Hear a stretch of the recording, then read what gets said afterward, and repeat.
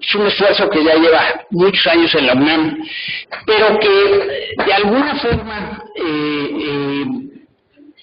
en esfuerzos que se han venido llevando a cabo con la Subsecretaría de Educación Superior y con específicamente con el director de Educación Superior, Salvador Malo, hay, creo, una intención en las autoridades educativas de México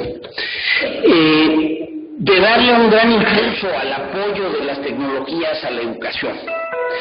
Y este esfuerzo de la UNAM de poder contar con una plataforma para montar apoyos a la docencia en línea es algo que está disponible para la comunidad y que podría servirnos de apoyo a todas las instituciones académicas del país.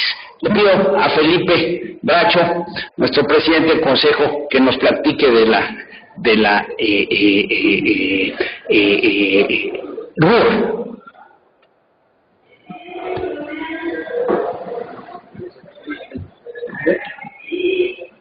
Sí. Muchas gracias, querido Carlos.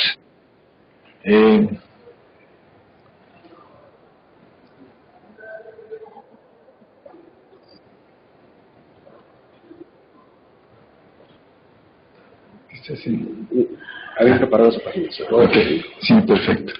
A ver, ¿cuál es el propósito de este esfuerzo? Miren,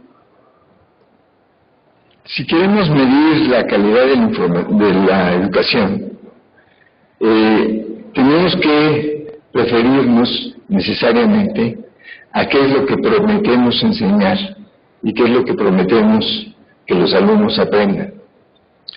Eso está escrito, pero muchas veces a la mano, ni de los estudiantes ni de los maestros, y son los planes de estudio. Los planes de estudio son, por ejemplo, en la UNAM, muy difíciles de cambiar. O sea, cambiar un plan de estudios puede llevar años, requiere consensos de los profesores, cada quien quiere meter su materia como la parte de su especialidad, lo que le gusta, como si es lo que todo el mundo debería de aprender. Y finalmente se llega a un consenso, se hace el plan de estudios, se determinan las materias y para cada materia se dice qué es lo que tienen que aprender los alumnos y por tanto qué es lo que tienen que enseñar los profesores. Pero luego en la práctica eso pasa a ser muchas veces letra muerta. ¿Por qué? Porque los maestros pusieron el salón de clase y dan lo que quieren. Y muchas veces pues, hacen el examen y también ponen la calificación de acuerdo a lo que ellos enseñaron. Eso yo creo que afecta muchísimo la calidad de la educación por muchas razones. Una de ellas, muy importante, es que muchas materias están seriadas y entonces el plan de estudios prevé que los alumnos, para llevar una materia, no sé, matemáticas 5, pues deben de saber lo que se supone que debió de haber aprendido en matemáticas 4. Y si no cubrieron el plan de estudios, bueno, pues entonces tienen unos alumnos que saben una cosa, otros que dejan de saber otra.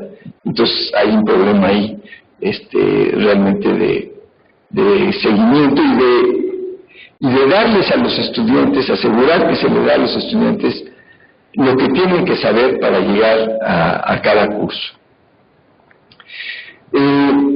Entonces lo que hicimos fue hacer un sistema que girara alrededor del plan de estudios. Porque repito, ahí está lo que los alumnos tienen que aprender y lo que los maestros tienen que enseñar.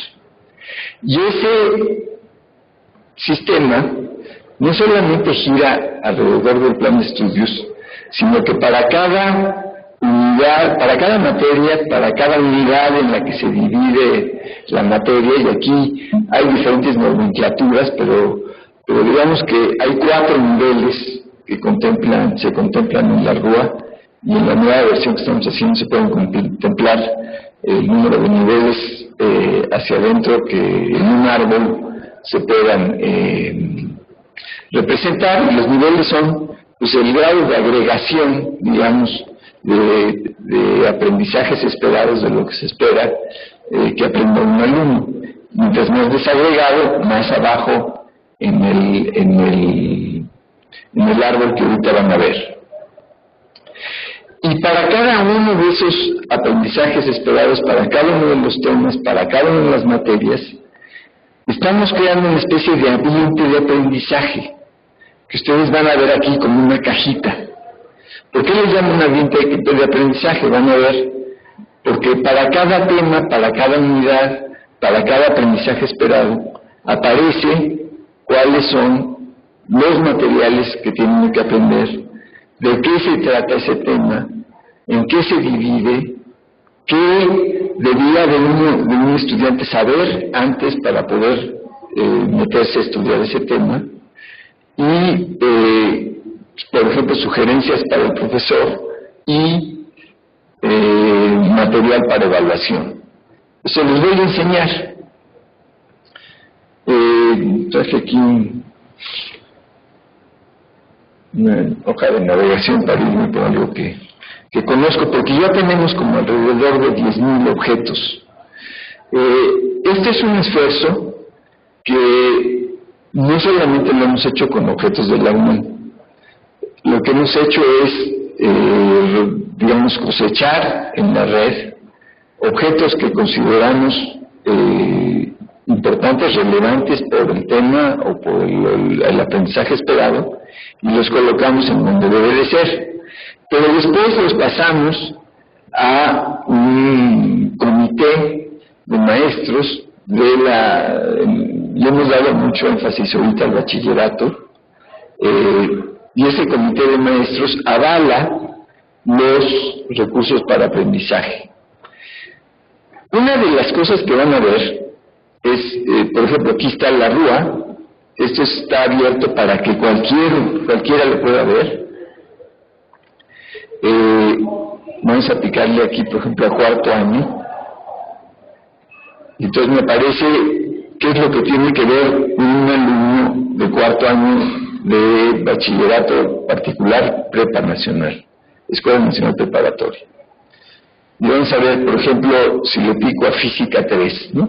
Se le llama Física 3, ustedes saben, porque en realidad es la física que viene de secundaria. Y entonces aquí están viendo ustedes, primero, una cajita, que esa cajita es en donde está representado este ambiente de aprendizaje del que les estoy hablando, que habla de la asignatura. Y para cada una de estas cajitas, que son, repito, el ambiente de aprendizaje, uno tiene todos estos botones. Entonces, aquí por ejemplo vendría la descripción, que se repite en la cajita de abajo donde vienen las unidades temáticas. Aquí ya algo me pasó. Perdón. No voy a regresar.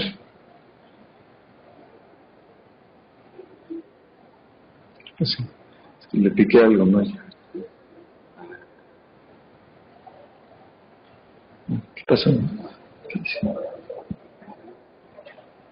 Algo hizo. ¿Pero qué hice? Le di clic, sí. Ok, perdón. Es que aquí necesito los 2 dedos para bajarle. Pues aquí están todas las unidades temáticas de Física 3, ¿no? Y aquí me voy a meter a interacciones mecánicas, fuerza y movimiento. Debe ser el la unidad 2, y si le pico aquí a temas, entonces se divide, baja un nivel del árbol, ¿no? Entonces me aparecen los temas de esa unidad, y para cada uno de los temas pues aparece de nuevo ese ambiente de aprendizaje puesto en una cajita. Vamos a ver, por ejemplo, este de la ley de Boyle. Entonces aquí esta primera cajita es una descripción. Aquí las universidades, porque bueno, la UNAM, pero deberíamos de hacerlo para todos, o sea, la UNAM, después hablo de eso, podemos poner una descripción de qué se trata eso de la ley de Boyle y el modelo simétrico molecular. O sea, si un alumno de eso, pues para empezar se saca de onda, no tiene la menor idea de qué está hablando, y entonces le parece escrito en chino.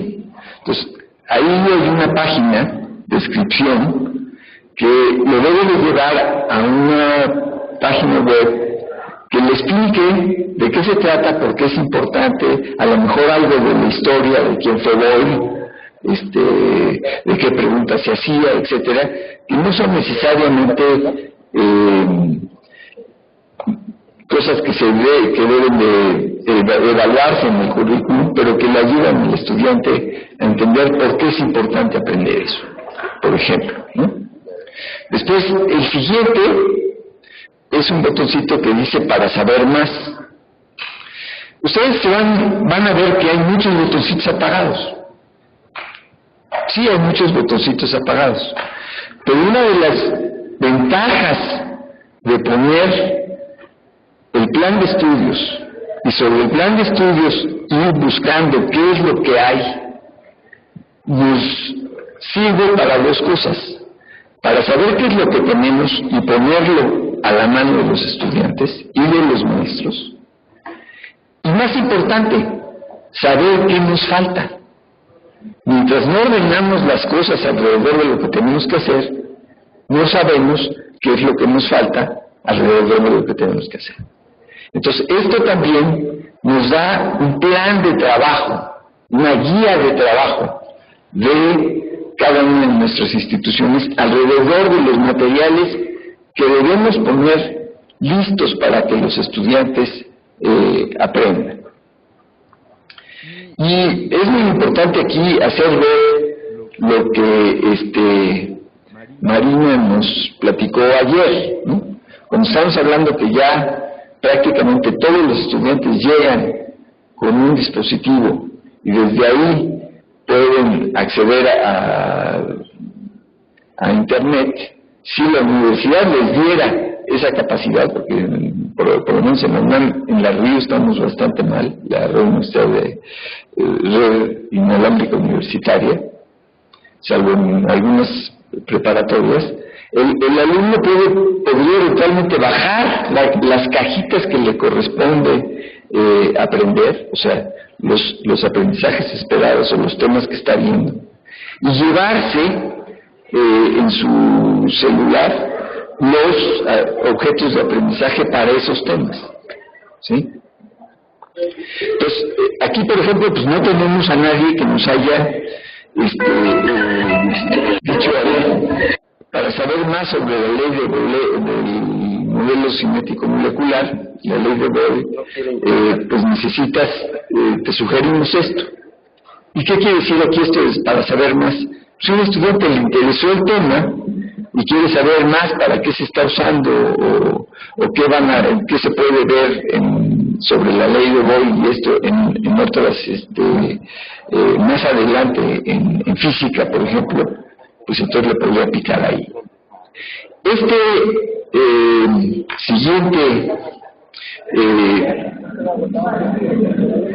Este siguiente ícono me llevaría a que debemos de aprender. Si tuviéramos en la UNAM, que no lo tenemos en preparatoria, lo tenemos más en bachillerato, dividido el plan de estudios hacia los aprendizajes esperados.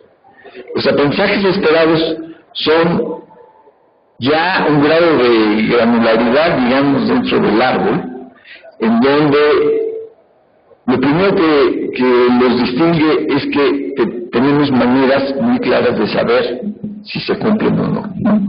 O sea, el aprendizaje esperado ya es algo muy específico que se puede medir mediante ciertos instrumentos que pueden ser exámenes o prácticas o lo que ustedes quieran. El siguiente que viene aquí es muy importante porque es lo que ya debo saber. Entonces me debería de llevar hacia atrás. En este caso estamos en primero de preparatoria. Entonces me debería de poder llevar hacia lo que yo ya debo de saber de secundaria. En particular me debería llevar algunas cosas de matemáticas sobre ecuaciones de primer grado. En lo que sí ya tenemos más avanzado, y es donde les digo que tenemos alrededor de 10.000 objetos, es en esta parte, que es bueno, si tengo que aprender la ley de Boyle y el modelo cinético molecular, ¿con qué lo aprendo? Entonces aquí le pico, me aparece cuáles son los recursos para aprender. El siguiente botón es ¿cómo sé si ya lo aprendí? Entonces hay un botón en donde me van a aparecer diferentes formas para que yo me autoevalúe sobre ese tema particular.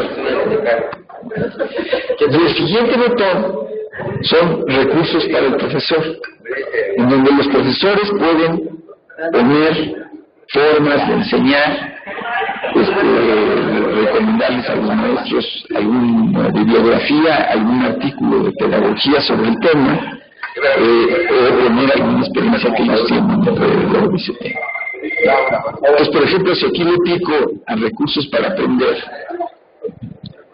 entonces me aparecen cuáles son los recursos que hay para aprender, divididos por categoría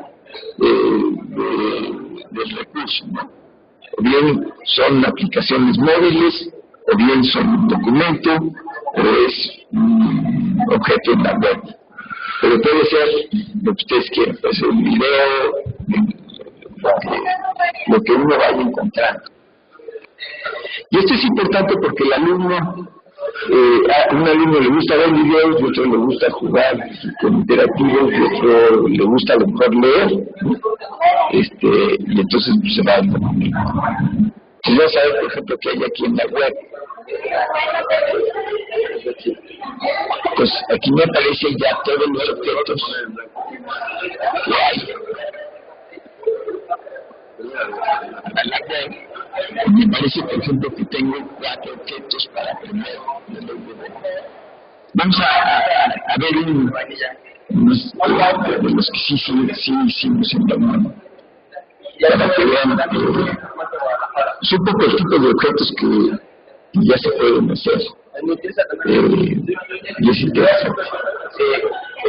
Bueno, aquí explica los gases y pone como ejemplo lo que pasa dentro de un AliExpress. Después vamos a ver.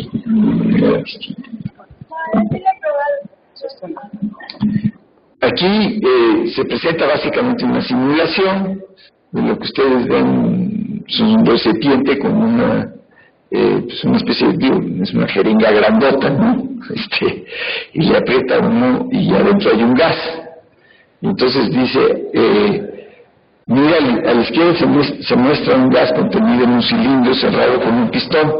Mira la animación y contesta qué es lo que puedes observar que sucede con el gas al aplicar más presión sobre él, ¿no? Entonces, bueno, pues miramos la animación. Vemos que si bajamos el gas, pues se sube la presión y algo ahí la temperatura, ¿no? Pero pongan ustedes que alguien dice aquí, a ver, ¿qué quieren? ¿Qué se te ocurre ponerle? ¿Qué se te ocurre responderle ahí?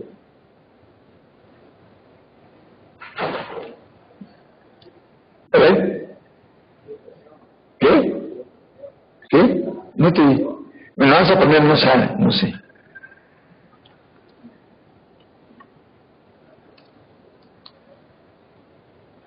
Entonces te voy a hacer otra pregunta. Se observa que el émbolo del cilindro baja. ¿Qué significa para el gas? Entonces podemos decir, se comprime.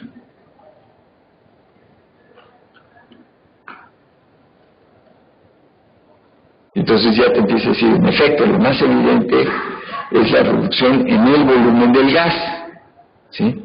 Entonces, aquí uno puede responder lo que quiera, y de acuerdo a qué es lo que responde, la computadora le hace ver ciertas cosas que no vio, etcétera, hasta que el alumno, después de 5 o 6 páginas, prácticamente descubre la ley de Boyle, porque le pregunta las relaciones entre una cosa y la otra y, pues, a ver, checa y multiplica la presión con la temperatura o lo que sea, y empieza a salir la ley de Boyle, ¿no? Bueno, este es un ejemplo de los miles de objetos que ustedes ya conocen, pero de las cosas que se pueden poner ahí. Me regreso a la red universitaria de aprendizaje. Y les quiero explicar algunas cosas. Miren, ahorita no me metí o sea, no di un número de cuenta, pero si me meto aquí a iniciar sesión, entonces el sistema reconoce que soy alguien de la UNAM, si es que lo soy, y entonces me da acceso a objetos que no son públicos. Todas las universidades tienen objetos públicos y objetos que no son públicos. ¿Cuáles son los objetos que no son públicos? Por ejemplo, los libros en la biblioteca. Compramos suscripciones a revistas y a libros, pues que no podemos poner públicos porque nos demandan, ¿no? Pero sí los podemos poner para nuestros alumnos. Entonces, si yo me hubiera inscrito como un alumno, no solamente me aparece todo lo que es público, sino me aparece también los objetos, en particular los libros o los objetos de aprendizaje que en una de esas decidimos comprar, ¿no? Pero que no podemos poner ahí para todos. También, si yo me inscribo como alumno, reconoce en qué plantel de la Escuela Nacional Preparatoria estoy, y entonces cuando yo le pico aquí a matemáticas o a cualquier materia, me va a aparecer un menú donde me aparece cuáles son los profesores que dan esa materia. Y cada profesor tiene una página, cada profesor que da esa materia tiene una página, o la va a tener, estamos en esas, en donde el maestro puede comunicarse con los alumnos que están llevando esa materia. Ahí puede poner, entre otras cosas, sus exámenes, qué exámenes ha hecho, que se vuelven también después material para evaluar. Esto va a diferir de una universidad o de una institución a la otra. Y ahora, para terminar, a lo que quiero llegar a decirles es que este sistema ya lo está adoptando la universidad a distancia, siempre se me olvida, la universidad, la de Cervantes, Universidad Nacional a distancia. La va también a adoptar el sistema de tecnológicos, y vamos a hacer una red que le vamos a llamar red RUA MX. Y ahí la idea es que va a haber una página en donde van a estar las instituciones que tengan su propia RUA. Se van a poder hacer búsquedas, ahorita no les enseñé, pero puedo yo aquí buscar, pues, por ejemplo, lo que hay sobre cualquier tema, ¿no? están las opciones avanzadas, puedo diferenciar por el tipo de aplicación que quiero, pero saber, no sé, si yo tengo una tableta, pues entonces me voy a las aplicaciones iOS, pero déjenme ver.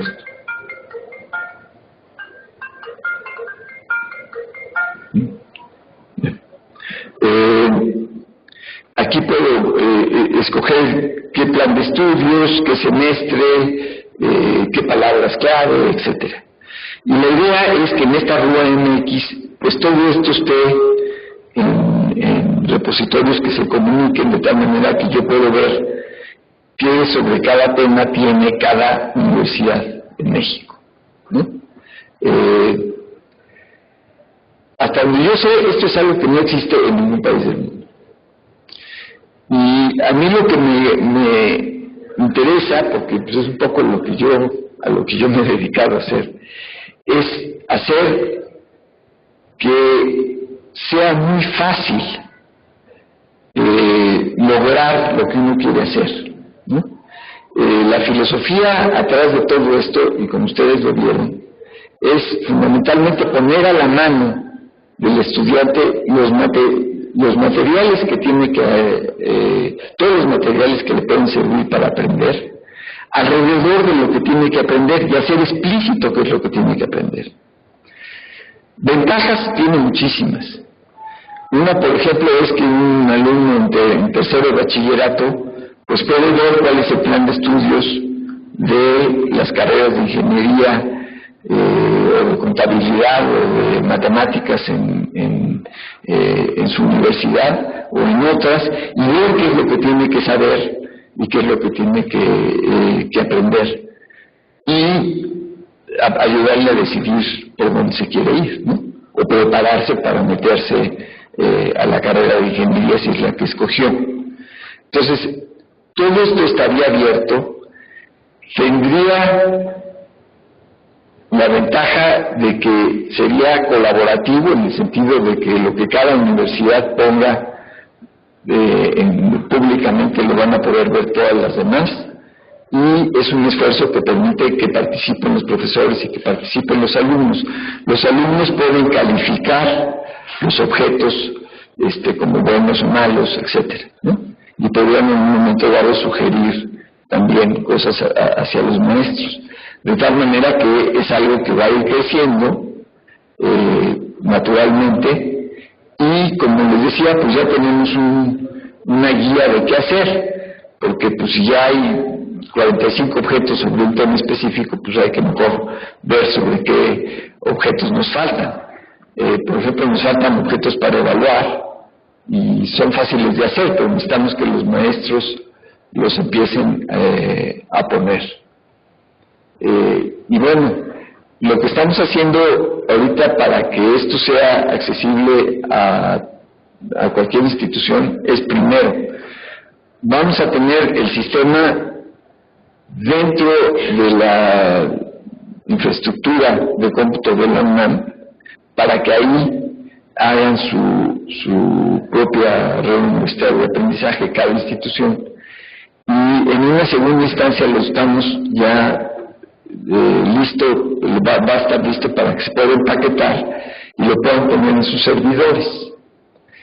Aquí el problema más importante, una vez que ya está el sistema, es el problema social, ¿no? O sea, conseguir que los maestros pongan materiales y que lo vayan empezando a usar.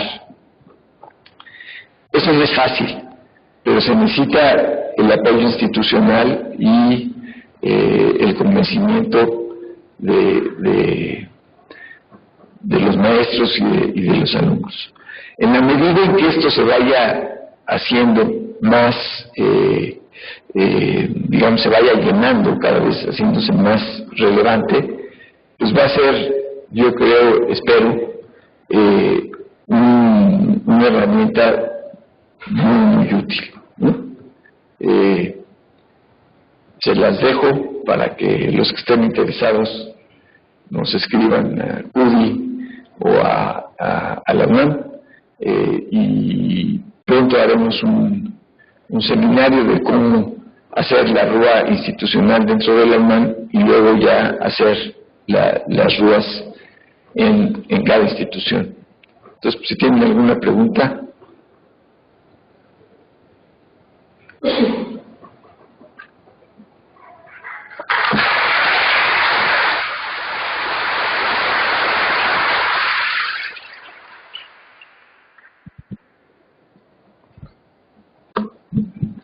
Doctor, felicidades por este esfuerzo tan importante, pero que traduce un cambio de paradigma de lo que es el modelo de educación alternativo, de educación en línea, sobre todo integrando ya elementos importantes como son los objetos de aprendizaje, incorporando funciones muy importantes como lo que es el cómputo cognitivo. La experiencia que se tiene en la explotación de la información de las redes sociales se ha orientado fundamentalmente hacia aspectos de comercialización. Explotar bases de conocimiento que se generan en este tipo de sistemas nos va a permitir, y ahí pues quisiera conocer su opinión, en cómo retroalimentar los planes de estudio, sobre todo porque aquí, a diferencia de lo que usted de manera muy precisa sintetizó al principio, que es esta atomización de los planes de estudio en un maestro, donde al final de cuentas el maestro pues enseña, si bien dentro de un marco de un plan de estudio, pues al final de cuentas él enseña de acuerdo a su ritmo, de acuerdo a su experiencia.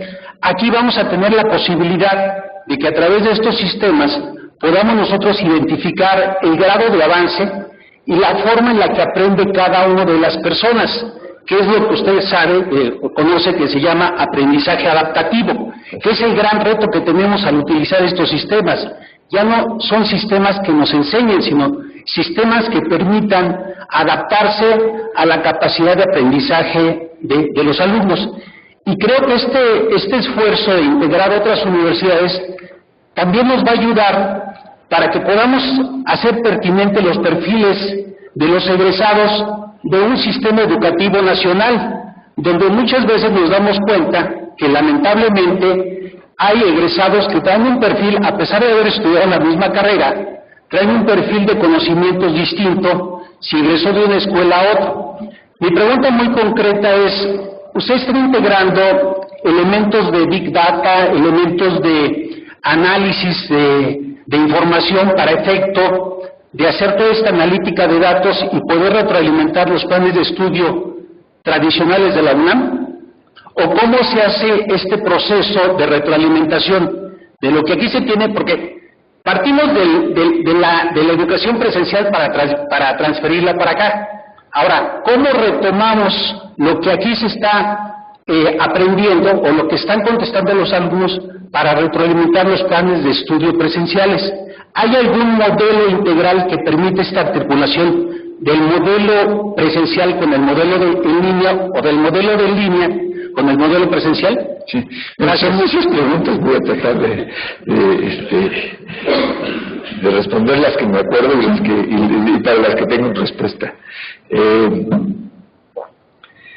Este es un primer esqueleto, pero está bien hecho en términos de que atrás hay una base de datos que después se puede explotar.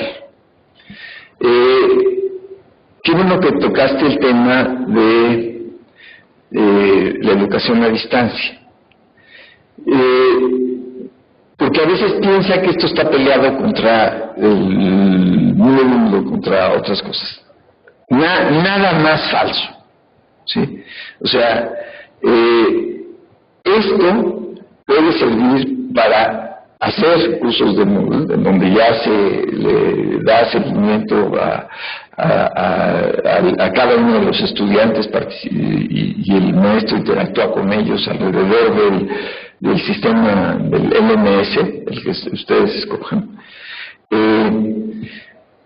Pero tiene la ventaja de que ya está claro un plan de estudios, ya está claro qué objetos hay. Si yo le quiero aumentar más, pues se los aumenta en mi curso. Pero las universidades nos hemos ido por un lado por la educación presencial y por otro lado por la educación a distancia. Y la educación a distancia está cerrada para los alumnos que están en la educación presencial. lo que es absurdo. Los materiales que se hacen para la educación a distancia deberían de estar disponibles para la educación presencial y viceversa. Y esa manera de hacerlos disponibles es alrededor del plan de estudios. Ahora, una vez que esto se empiece a usar y los maestros puedan decir, a ver, ahora tú tienes que evaluarte así y hacer las cosas de esta manera, pues evidentemente le podemos poner por atrás engines o software que nos permita saber muchas cosas, ¿no? Saber cómo aprendió tal estudiante, empezar a tener, por ejemplo, alrededor de Big Data, pues cuáles son los alumnos que tienen una alta probabilidad de desertar, ¿no? ¿Y por qué razón? ¿Para qué? Pues para hacer un énfasis especial o un esfuerzo especial para que no deserten. Una cosa importantísima, cómo mejora o empeora la posibilidad de éxito de un estudiante después de que tomó la clase con tal profesor. O sea, eso es algo que se va a saber, ¿no? Entonces, uno va a empezar a ver qué cosas son las que realmente ayudan a que los alumnos mejoren y cuáles son las circunstancias que hacen que los alumnos tengan dificultades. Primero, para aprender de eso, tanto para reforzar las cosas que hacen que los alumnos avancen mejor y evitar las que causan lo contrario, ¿no? Entonces, esto da lugar para muchas cosas, pero lo primero que tenemos que hacer es ir llenando el asunto alrededor de los planes de estudio, ¿no? Entonces, parece muy simple lo que estamos haciendo, y en realidad no es rocket science, pero sí es common sense, ¿no? Es partir de lo que se tiene que hacer para ayudar que eso que se tiene que hacer se haga bien y de ahí en adelante hacer las cosas mejor.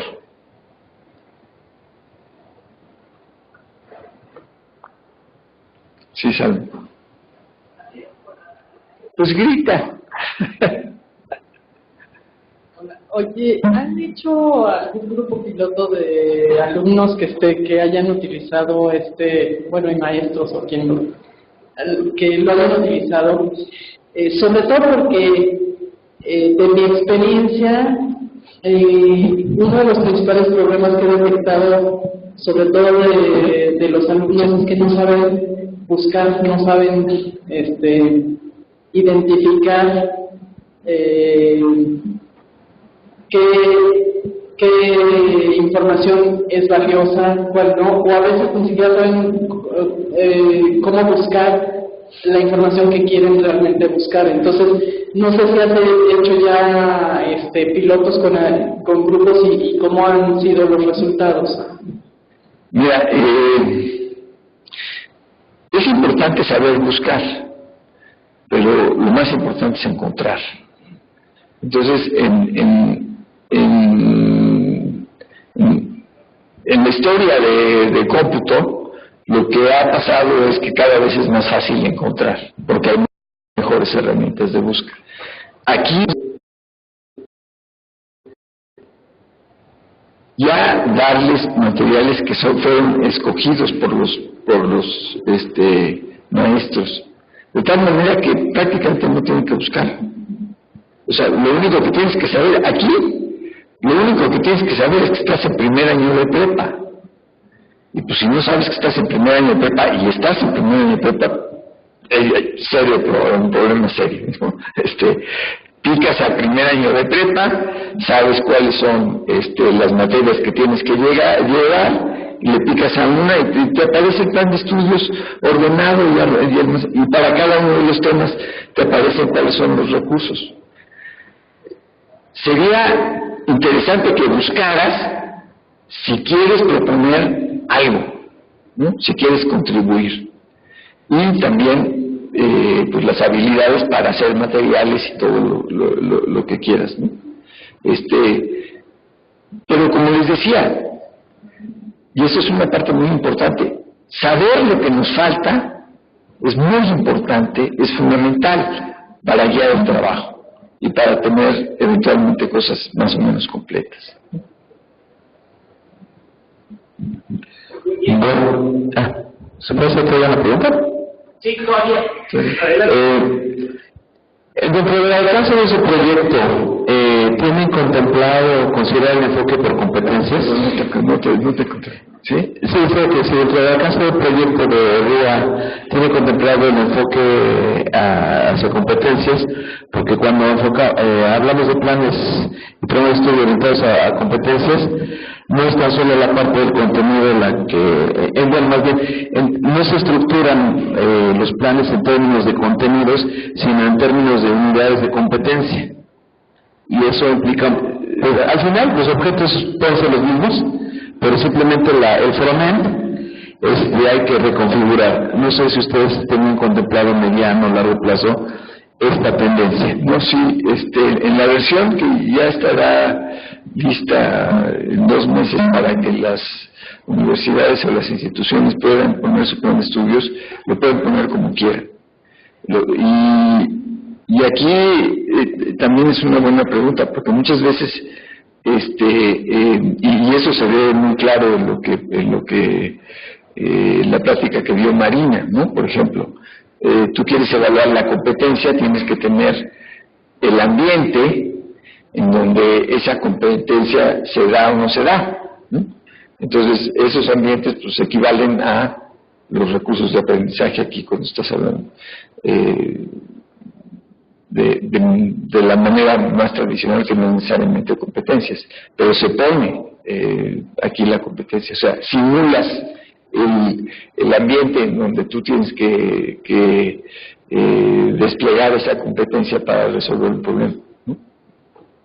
O sea, no está peleado para nada, se complementa. Y estaría buenísimo, porque miren, una de las cosas que esto tiene, y por qué le importa también a la Secretaría de Educación Pública, porque puede entonces comparar los planes de estudio de las diferentes universidades.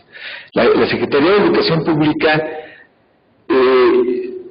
por ley, tiene que aprobar los planes de estudio para darle después el certificado de profesión a un egresado de una institución. Entonces, el problema que tienen es que pues reciben los planes de estudio de 40,000 maneras, ¿no? Y son paquetes de este tamaño de papel. Si los tuvieran que poner dentro de un sistema en donde son comparables unos con otros, independientemente de si sean por competencias o por conocimientos o aprendizajes, van a tener una mejor manera de calificar los planes de estudio y de relacionar una cosa con la otra, todo lo que son las equivalencias y esas cosas, ¿no? Muy bien.